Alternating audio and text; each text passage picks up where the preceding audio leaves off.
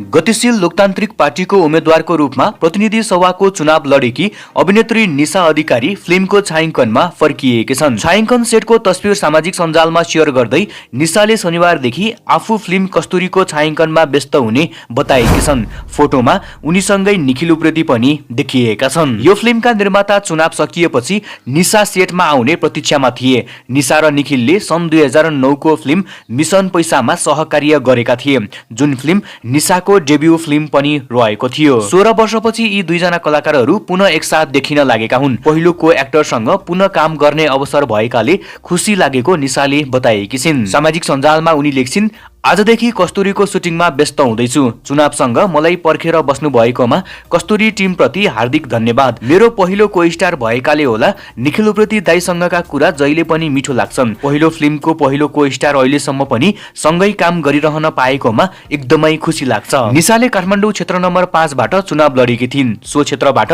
राष्ट्रिय स्वतन्त्र पार्टीका उम्मेद्वार सस्मित पोखरेलले जितेका छन्। तपाईहरू पनि निखिल उप्रेतीको यो नयाँ बन्न लागेको फिल्म कस्तुरी हेर्नको लागि कतिको एक्साइटेड हुनुहुन्छ कमेन्ट गर्नुहोस्।